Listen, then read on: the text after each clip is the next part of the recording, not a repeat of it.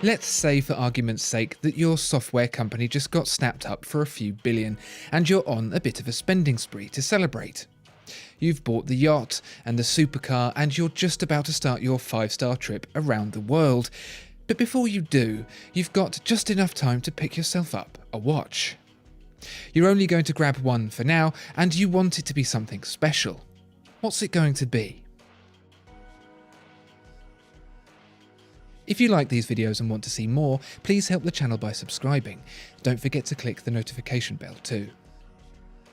Patek Philippe has long been considered the best watchmaker in the world, and I know that you will probably be spitting feathers at the thought, citing A. Lange & Söhne or F.P. Journe as better makers of watches.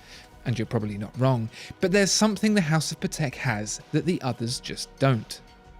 It's certainly the best known of the top tier watchmakers, that's for sure, and this carries a huge amount of kudos, regardless of how its rivals match up on paper. It's a reputation that's been earned, not bought, cheesy adverts aside, by being a watchmaker that sets the standards rather than following them.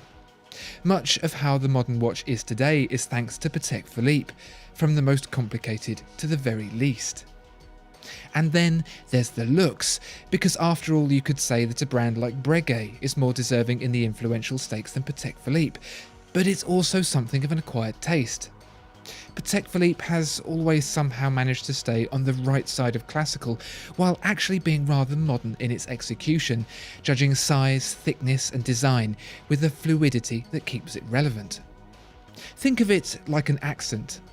There are common accents, posh accents, neutral accents, yet as time moves on, what's considered normal changes, and so do the outliers common and posh.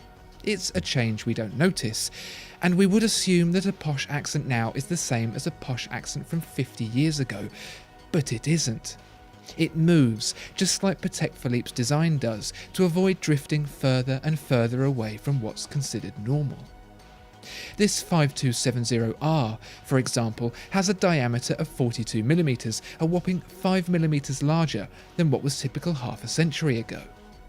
And it wears rose gold, a material considered flamboyant in watchmaking for a very long time, now very popular. To put that into context, the rarity of the rose gold 1950s 2499, a perpetual calendar chronograph, much like this 5270R, with a period case of 37.5mm, sold in 2016 for $2.7 million.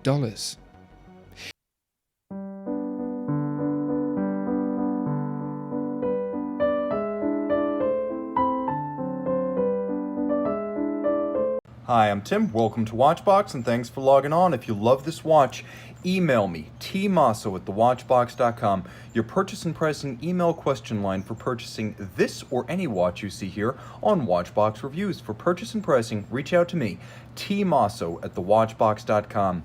And today we are discussing the vibrant and lush 2018 Patek Philippe 5270-1R001 perpetual calendar chronograph, the first rose gold full bracelet 5270, a timepiece that represents possibly the most opulent version of Patek Philippe's most iconic complication.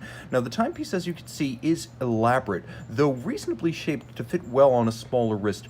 41mm in diameter, the timepiece measures a very reasonable 12.9mm thick. The spacing between the lugs is 21mm, and because this one's on a bracelet, there are two different ways to measure its size across the wrist. Lug to lug, that is just the lugs, it's 49.5mm, but if you add the end links of the bracelet, it expands to 52.5mm. Now we'll throw it on my 16cm circumference wrist for a look. As you can see, it's flat, it's flush, it'll easily slide underneath the cuff, both because it's thin and because its side is ramped. It's broad across the wrist, though not oppressively so, and you can see that the shape of the lugs do actually aid in the fit as the lugs curve down and around a smaller wrist. I could recommend it for a wrist as small as 14.5 centimeters circumference on the bracelet. It does feel solid. You